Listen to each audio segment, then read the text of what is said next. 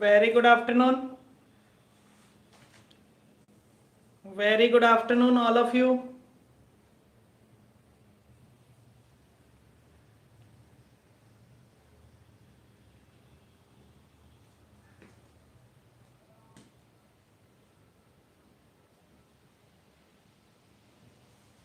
Very good afternoon.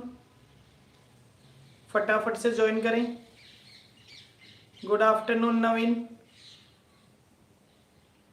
नवीन good afternoon. Good afternoon दीपक. दीपक good afternoon.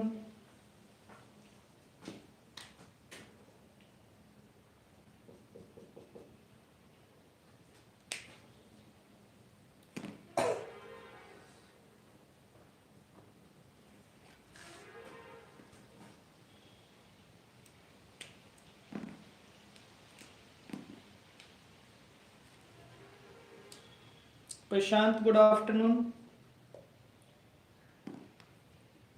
Good afternoon प्रशांत.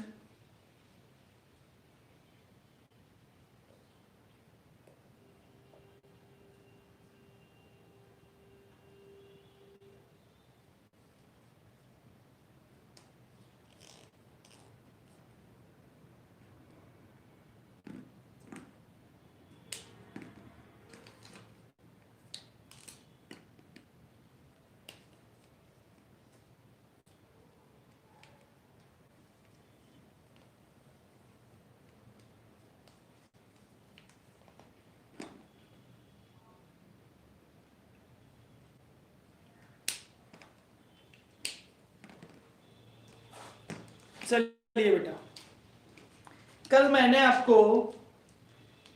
आपको 5 steps दी थी. 9 steps दी थी याद करने के लिए. ईमानदारी से बताइए किस किसने याद की है. ईमानदारी से बताइए किस किसने वो 9 स्टेप्स लर्न की है. 9 स्टेप्स किस किसने लर्न की है. सत्यक ने 9 स्टेप्स लर्न की है. ओके. जया लर्न. नवीन यस सर. ओके. बाकी लोग क्या कर रहे थे भाई. बाकी लोग क्या कर रहे थे. ध्यान से. मैं फटाफट 2 मिनट में आपको सारी स्टेप्स का एक रिवीजन दे रहा हूं. मैंने की है, रिया ने भी की है. अरे वाह. चलिए, चैनिका ने भी की है. वाह वेरी गुड. चलिए, स्टेप नंबर 1. स्टेप नंबर 1 क्या कहता है. स्टेप नंबर 1 कहता है calculation of indemnity period. Indemnity period 2 तरीके से निकलता है. एज पर पॉलिसी और as per actual dislocation, whichever is lower. जो भी दोनों में से कम होता है. स्टेप नंबर 2 कहता है calculation of short sales. Short sales का मतलब क्या होता है. शॉर्ट सेल्स का मतलब ये कहता है स्टैंडर्ड सेल्स. स्टैंडर्ड सेल्स का मतलब क्या होता है. स्टैंडर्ड सेल्स का मतलब होता है that is sales of corresponding period to the indemnity period in last year. उसको स्टैंडर्ड सेल्स कहते हैं. एड और लेस अपवर्ड और डाउनवर्ड ट्रेंड, प्लस माइनस, जो वैल्यू आ जाए उसमें से माइनस कर दीजिए less actual sales during indemnity period.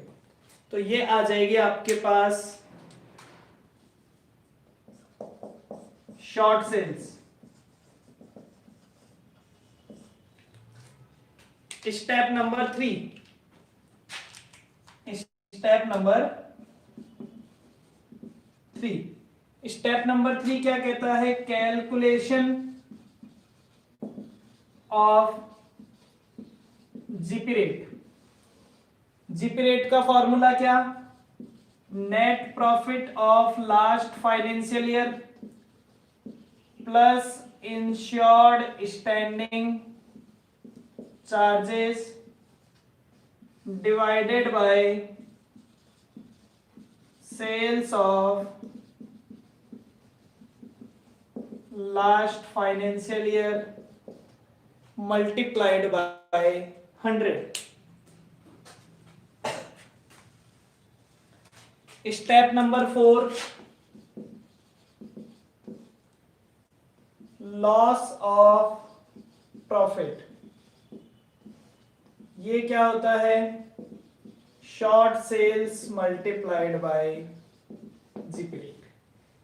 4 step करने के बाद हमारा पहला काम पूरा हो जाता है।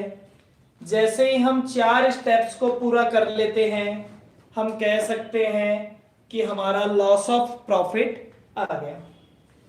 4 स्टेप के बाद स्टेप नंबर 5 और स्टेप नंबर 6। स्टेप नंबर 5 आपको क्या कहता है कि calculation of adjusted annual sales. Adjusted annual sale. अब एडजस्टेड एनुअल सेल कैसे निकालेंगे? तो ये कहता है एनुअल सेल्स। एनुअल सेल्स का तरीका क्या होता है? एनुअल सेल्स होती है that is sales of just preceding 12 month from the date of fire। आग लगने से पिछले 12 महीने की सेल, प्लस और माइनस अपवर्ड और डाउनवर्ड ट्रेंड। प्लस कर दो या फिर माइनस कर दो, ये आ जाएगी एडजस्टेड एनुअल सेल्स, मतलब पिछले 12 महीने की sale. Step number 6 important, GP on adjusted annual sales. पिछले 12 महीने की सेल्स पे प्रॉफिट तो कैसे निकालेंगे? Adjusted annual sales multiplied by GP rate. Adjusted annual sale multiplied by GP rate. तो पहले 4 स्टेप से लॉस ऑफ प्रॉफिट निकाला, बाद की 2 स्टेप से पिछले 12 महीने का प्रॉफिट निकाल लिया। 2 काम पूरे हो गए। स्टेप नंबर 7 क्या कहता है? Step number 7 claim for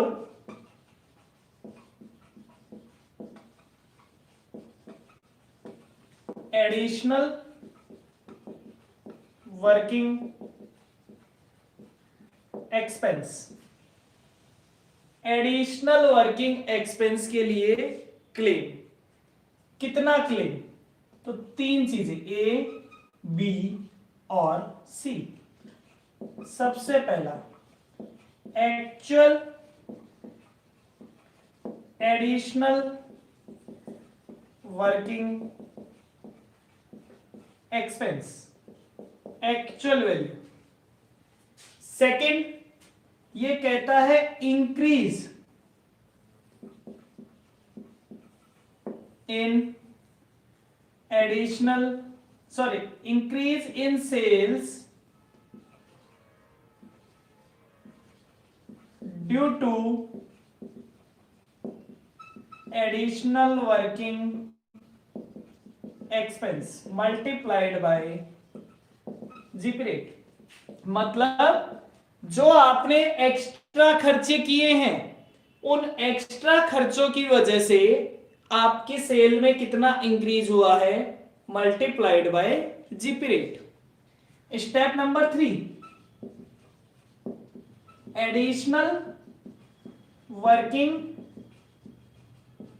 expense multiplied by GP on adjusted annual sales divided by GP on adjusted annual sales plus uninsured standing charges. जो वैल्यू आ जाए, लोअर, तीनों में से जो सबसे कम हो। स्टेप नंबर 8, स्टेप नंबर 8 क्या कहता है? स्टेप नंबर 8 कहता है ग्रॉस क्लेम। ग्रॉस क्लेम का फॉर्मूला क्या? दो तरह के claim, claim for loss of profit, जो भी क्लेम था, plus claim for additional working expense minus saving in insured standing charges. तो ये आ जाएगा ग्रॉस क्लेम।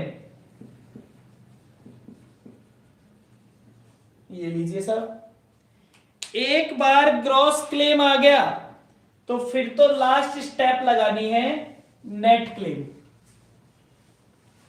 अब net claim step number 9,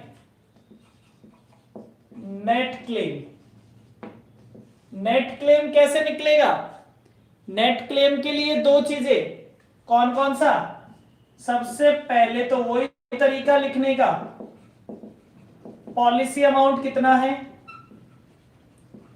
value of, अब इसके लिए GP on adjusted annual sales कितना है। इससे क्या पता चल जाएगा? इससे पता चल जाएगा कि क्या एवरेज क्लोज एप्लीकेबल होता है या नहीं एप्लीकेबल होता। अगर एवरेज क्लोज नहीं एप्लीकेबल होता तो ग्रॉस क्लेम ही क्लेम है, और वरना policy amount divided by GP on adjusted annual sales multiplied by gross claim. ठीक है सर, क्लियर है सभी को 9 स्टेप्स? बेटा सभी को 9 स्टेप्स क्लियर है? यस और नो फटाफट से जवाब दें, तो फिर हम एक क्वेश्चन करते हैं।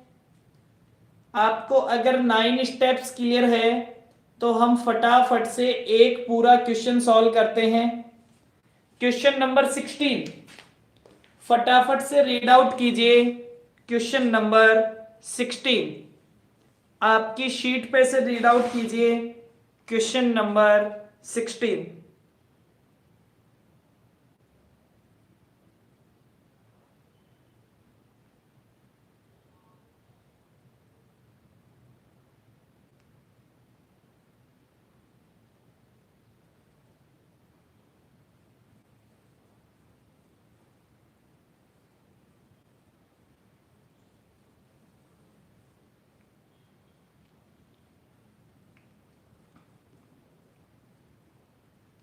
चलिए पढ़ते हैं, क्वेश्चन नंबर 16 को पढ़ते हैं।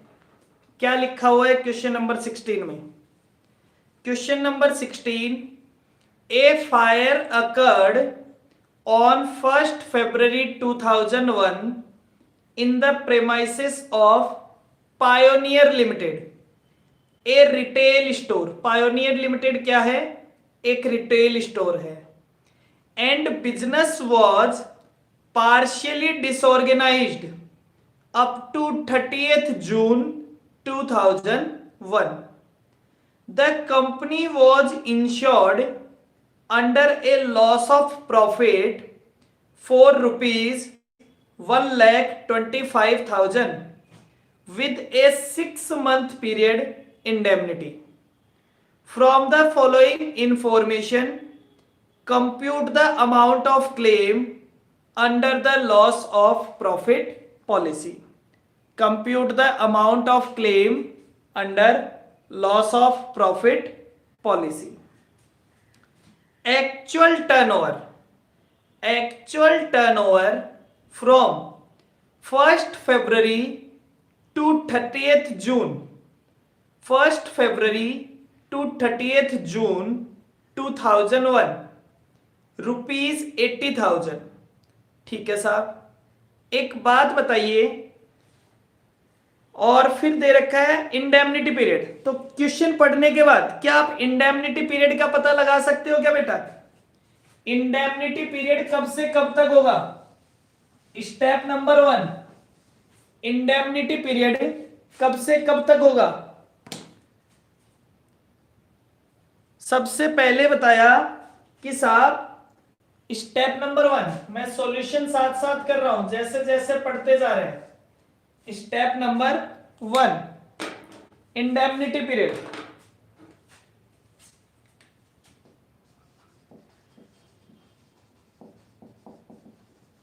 इंडेमनिटी पीरियड, इंडेमनिटी पीरियड में सबसे पहले वो कहता है कि साहब एज पर पॉलिसी, पॉलिसी के हिसाब से इंडेमनिटी पीरियड कितना है? क्वेश्चन में लिखा हुआ है the company was insured under A loss of profit policy for rupees 1,25,000 with A 6-month indemnity period. तो पॉलिसी के हिसाब से कितने महीने का है? 6 महीने का, जबकि एक्चुअल डिसलोकेशन,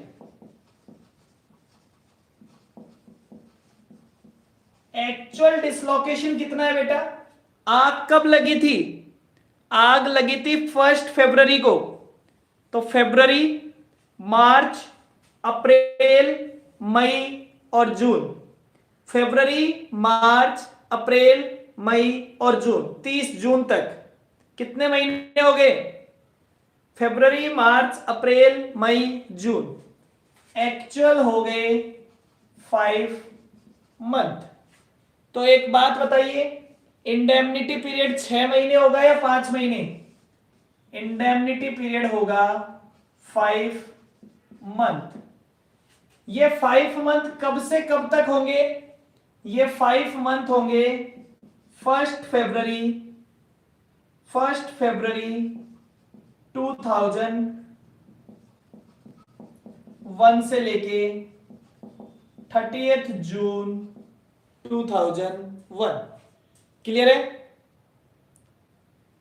स्टेप नंबर 2, इतना करने के बाद हमें पता चल गया कि पहला काम तो हो गया, इंडेमनिटी पीरियड कौन सा है। स्टेप नंबर 2, स्टेप नंबर 2 आपको क्या कहता है? स्टेप नंबर 2 कहता है calculation of short sales, calculation of short sales. तो शॉर्ट सेल्स में सबसे पहले क्या लिखते हैं? Standard sales. अब बेटा स्टैंडर्ड सेल कौन से पीरियड की सेल होती है? मतलब जो हमारा इंडेमनिटी पीरियड था उसका सेम पीरियड पिछले साल में। तो इंडेमनिटी पीरियड था 1 फरवरी 2001 से लेके 30 जून 2001। तो शॉर्ट सेल्स का पीरियड कौन सा होगा? 1 फरवरी 2000 टू 30 जून 2000, पिछले साल। क्या इस पीरियड की सेल आपको क्वेश्चन में दे रखी है क्या? 1 फरवरी 2000 से लेके 30 जून 2000 तक की सेल दे रखी है क्या? देख के बताइए। दे रखी है। टर्नओवर फ्रॉम 1 फरवरी, ये सेल है 2 लाख रुपए। चलिए साहब, इसमें प्लस बेटा ट्रेंड, पूरे क्वेश्चन में पढ़िए, लास्ट लाइन पे जाइए, क्वेश्चन की last line.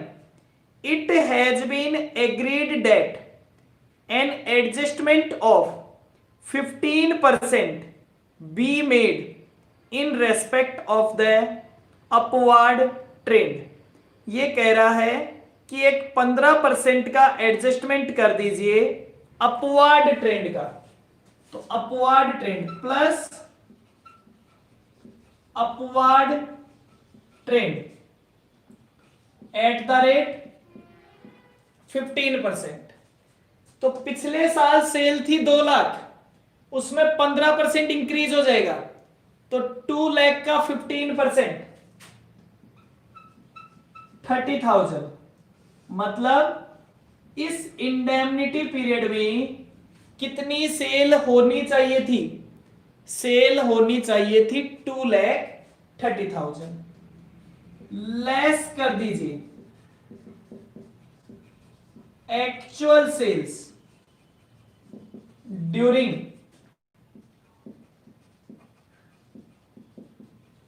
Indemnity period. Indemnity period में एक्चुअल सेल कितनी हुई थी? जल्दी से बताइए।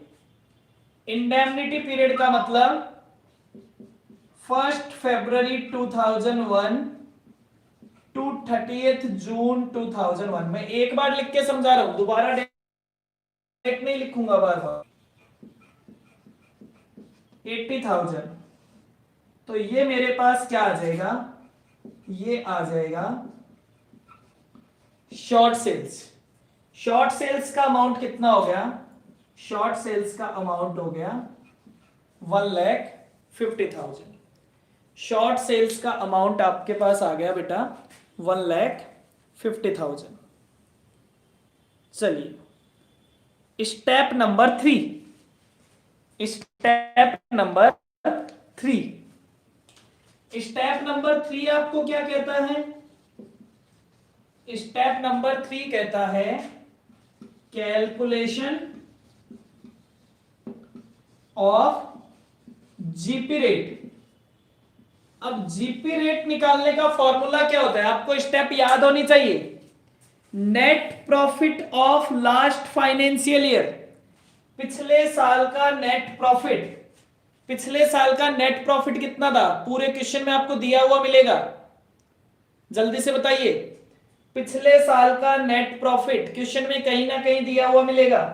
देखो लिखा हुआ है net profit for last financial year 70,000 plus insured standing charges, plus insured standing charges. देखो क्वेश्चन में वो भी लिखे हुए हैं, इंश्योर्ड स्टैंडिंग चार्जेस। क्वेश्चन में इंश्योर्ड स्टैंडिंग चार्जेस भी लिखे हुए हैं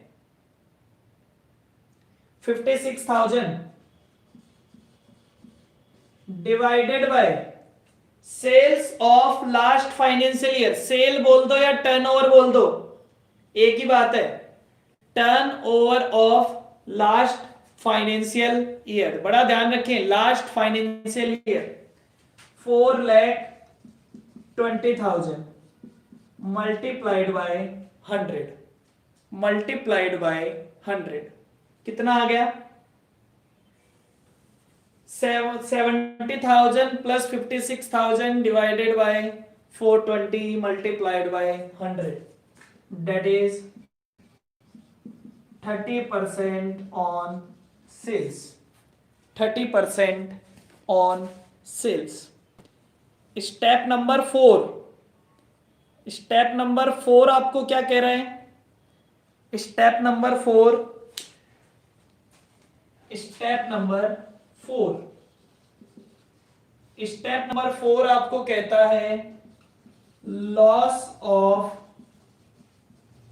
प्रॉफिट। तो लॉस ऑफ प्रॉफिट कितना?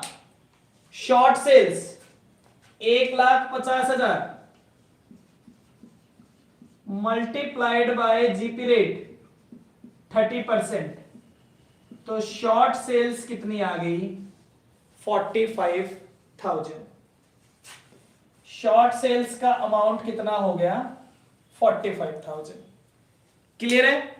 देखो पहले 4 स्टेप और 4 स्टेप से हमारा पहला काम तो हो गया बेटा, ठीक है। आगे चलते हैं, step number 5। Step number 5, step number 5 क्या कहती है? Adjusted annual sales. Adjusted annual sales में सबसे पहले क्या लिखते हैं? सबसे पहले लिखते हैं एनुअल सेल। एनुअल सेल का मतलब होता है आग लगने से जस्ट पिछले 12 महीने की सेल। आग लगने से जस्ट पिछले 12 महीने की सेल, मतलब 1 फरवरी 2000 से लेके 31 जनवरी 2001। 1 फरवरी ये सेल भी दे रखी है क्या बेटा? क्या क्वेश्चन में आपको आग लगी थी 1 फरवरी 2001, तो उसके पीछे के 12 महीने थे ये वाले, क्या इस 12 महीने की सेल आपको क्वेश्चन में दे रखी है? इस 12 महीने की सेल आग लगने से 45,000 नहीं है बेटा, 4,50,000 है। 4,50,000 उसमें प्लस ट्रेंड हमें पता है तो प्लस कर देंगे अपवार्ड ट्रेंड, प्लस कर देंगे upward trend at the rate 15%। 15% की रेट से ट्रेंड एडजस्ट कर दीजिए, दैट इज 67,500। तो ये आपके पास आ गई एडजस्टेड एनुअल सेल्स। कितनी आ गई बेटा? 517,500। 517,500। Clear? Step number 6। Step number 6 आपको क्या कहता है? स्टेप नंबर 6, स्टेप नंबर 6 कहता है, सबसे काम का स्टेप होता है, वैसे बहुत ज्यादा काम आती है ये value, GP on adjusted annual sales. GP on adjusted annual sale कैसे निकालते हैं? एनुअल सेल्स दैट इज 517,500 का 30%। 517,500 का 30%। वैल्यू बताइए फटाफट से। 517,500 का 30%। 155,250। देखो अभी तक मैंने कुछ नहीं ढूंढा, सारी वैल्यू क्वेश्चन में गिवन है, हम कोई हमारी तरफ से दिमाग नहीं लगा रहे हैं, सारी वैल्यूज क्वेश्चन में 1 बाय 1 गिवन है। स्टेप नंबर 7, स्टेप नंबर 7 क्या कहता है? Calculation of GP on adjusted annual sales. Calculation of GP on adjusted annual sale. इसमें 3 चीजें निकालनी होती है बेटा, 3 चीजें निकालनी है, इसलिए मैं लिख भी रहा हूं उनको, ए बी और सी। ए में सबसे पहले लिखते हैं, मैं थोड़ा सा आपको अच्छे से लिख दूं, that is actual additional working expense.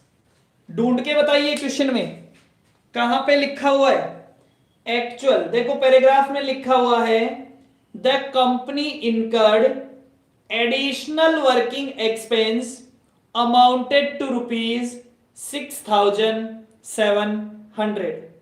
6,700 additional working expense कितना बताया हुआ है? एडिशनल वर्किंग एक्सपेंस का अमाउंट बताया हुआ है 6,700।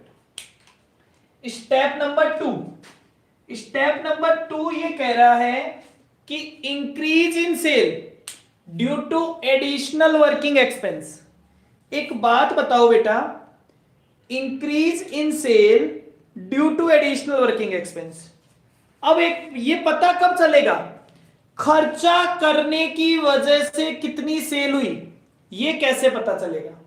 सबसे पहले तो ये बताओ, इंडेमनिटी पीरियड में एक्चुअल सेल, ये सोचने वाला पॉइंट है, मेरे साथ साथ सोचना, ये स्टेप ही आपको बार बार परेशान करेगा, इसका ये वाला पॉइंट ही आपको सबसे ज्यादा परेशान करेगा, मेरे साथ साथ रहना। ये कह रहा है कि सबसे पहले मुझे एक बात बताओ, इंडेमनिटी पीरियड में एक्चुअल सेल कितनी हुई थी? ध्यान से समझ लेना इस पॉइंट को। इंडेमनिटी पीरियड में एक्चुअल सेल कितनी हुई थी? फटाफट से बताओ, इंडेमनिटी पीरियड में एक्चुअल सेल कितनी हुई थी? सभी लोग जवाब देंगे फटाफट से। इंडेमनिटी पीरियड में एक्चुअल सेल कितने रुपए की हुई थी? रिया कह रही है 80,000, सत्यक 80,000, बिल्कुल परफेक्ट है, सही बात है, 80,000 रुपीज की सेल हुई थी।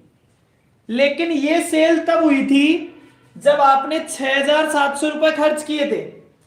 ये सेल तो तब हुई थी जब आपने 6,700 रुपए खर्च किए थे।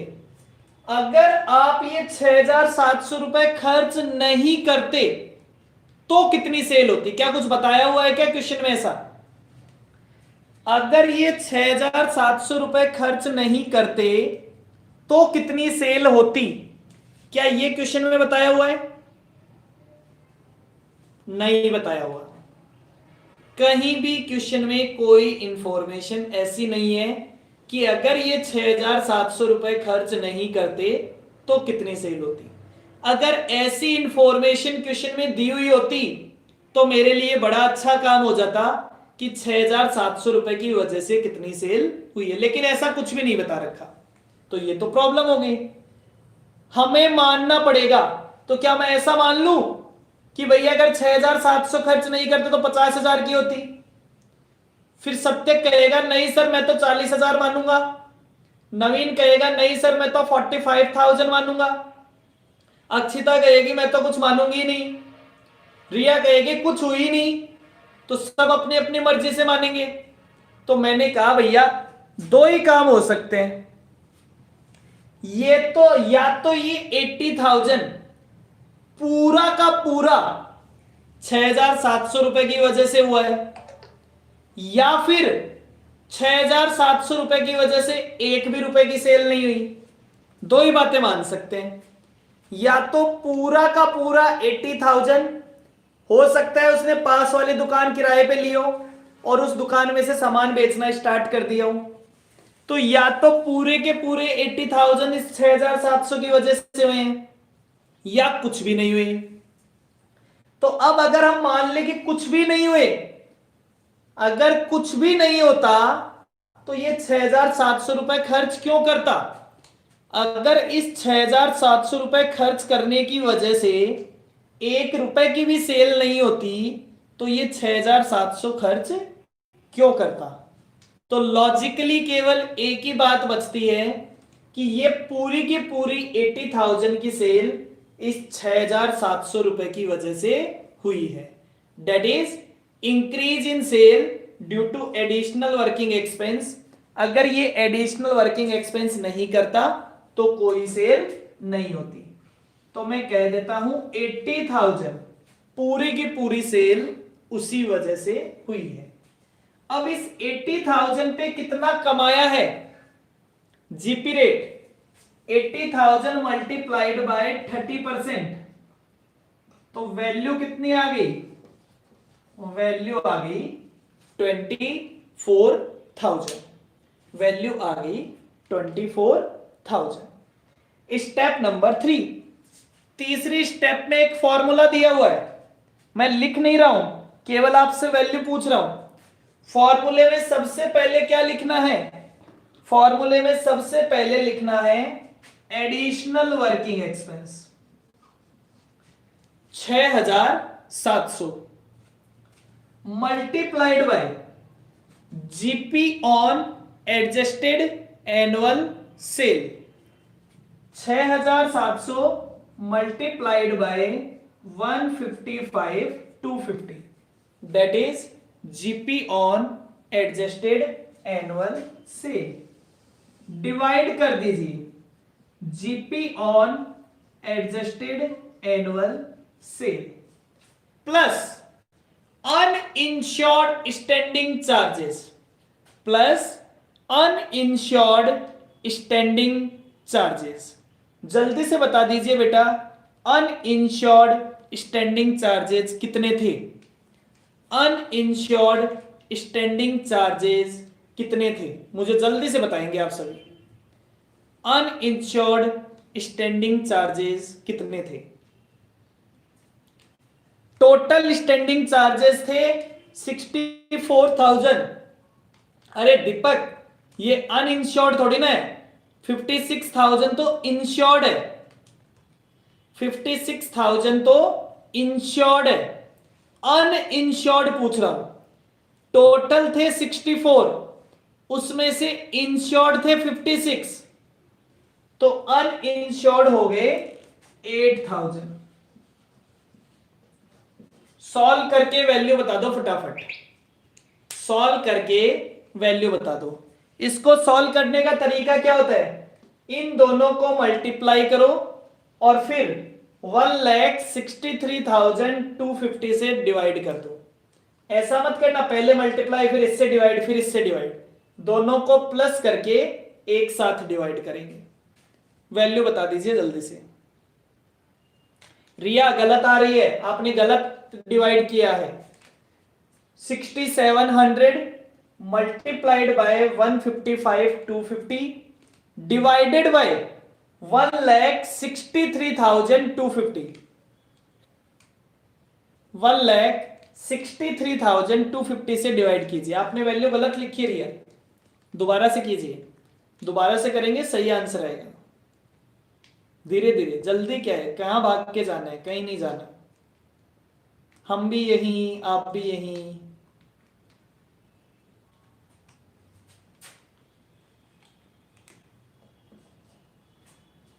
बिल्कुल चनिका सही है, 6371.66। मैं सीधी वैल्यू लिख देता हूं 6372। तीनों में से जो भी सबसे कम हो, तीनों में से जो भी सबसे कम हो, तो एडिशनल वर्किंग एक्सपेंस की वैल्यू लेंगे 6372। तीनों में से जो भी सबसे कम हो। 6372। Step number 8, step number 8, step number 8 क्या कहती है? स्टेप नंबर 8 कहती है ग्रॉस क्लेम। स्टेप नंबर 8 कहती है ग्रॉस क्लेम। अब ग्रॉस क्लेम क्या है? Gross claim that is claim for loss of profit. सबसे पहले तो बताइए लॉस ऑफ प्रॉफिट का क्लेम कितना था? आपने पहले से निकाल रखा है। लॉस ऑफ प्रॉफिट का क्लेम था 45,000। फिर दूसरा claim for additional working expense. Additional working expense का क्लेम हमने अभी अभी निकाला है 6372। इसमें से माइनस कर देंगे, इसमें से माइनस कर देंगे saving in insured standing charges. देखो क्वेश्चन में बता रखी होगी, क्वेश्चन में बता रखी होगी saving in insured standing charges. जल्दी देख के बताओ। Saving in insured standing charges that is 2450। 2450। तो ये जो अमाउंट आएगा, ये अमाउंट क्या आ जाएगा? Gross claim. ग्रॉस क्लेम का अमाउंट बता दो फटाफट से। ये आ जाएगा ग्रॉस क्लेम 48,922। 48,922। 8 स्टेप्स। जल्दी से बताओ, किसी को भी 8 स्टेप्स में कोई दिक्कत है क्या? पहली 8 स्टेप्स पूरी हो गई, अब केवल नेट क्लेम निकालना है। देखो मैंने कहा था अगर आपको स्टेप याद है तो आपको कुछ भी मेहनत नहीं करनी पड़ेगी, आराम से ये निकल गया। यहां पे भी सारी वैल्यू गिवन थी, ये भी आराम से निकल गया। लॉस ऑफ प्रॉफिट निकाल लिया, एनुअल सेल निकल गया, जीपी निकाल लिया आराम से। लास्ट मैं ये 2 स्टेप यहां से हटा रहा हूं। Last step, step number 9, net claim. Net claim निकालने के लिए सबसे पहले ये देखते हैं एवरेज क्लोज लगेगा या नहीं लगेगा। कैसे पता लगेगा? सबसे पहले लिखिए पॉलिसी अमाउंट। पॉलिसी अमाउंट कितना था? 1,25,000। दूसरी वैल्यू जीपी ऑन, किससे कंपेयर करेंगे? GP on adjusted annual sale, पिछले 12 महीने का प्रॉफिट कितना था? 155,250। तो ये बताइए एवरेज क्लोज एप्लीकेबल होगा या नहीं होगा? एवरेज क्लोज एप्लीकेबल होगा या नहीं होगा? हमने कहा जब भी पॉलिसी अमाउंट कम होता है तो एवरेज क्लोज एप्लीकेबल होता है। अब एप्लीकेबल होता है तो नेट क्लेम निकाल दीजिए। नेट क्लेम होता है तो नेट क्लेम निकाल दीजिए। 1,25,000 divided by 155,250 multiplied by 48,922। Answer आ जाएगा नेट क्लेम। आंसर आ जाएगा बेटा नेट क्लेम।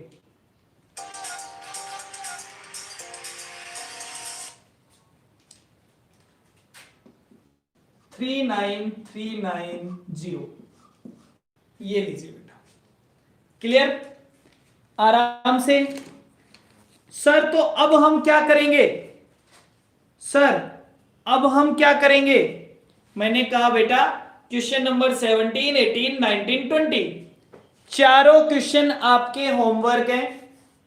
चारों क्वेश्चन आपके होमवर्क हैं। अगर आपको कहीं पे भी प्रॉब्लम आए तो आप मेरे से पूछ सकते हैं, ठीक है? अगर चारों क्वेश्चन में आपको कहीं भी कोई भी दिक्कत आती है तो आप मेरे से पूछ सकते हैं, ठीक है? चलिए, अगर कोई प्रॉब्लम आती है तो कल हम उन क्वेश्चंस को सॉल्व करेंगे और हमारे चैप्टर का वाइंड अप करेंगे। Clear? Is it okay for everyone? Is it okay? Yes और नो फटाफट से बताइए मेरे को।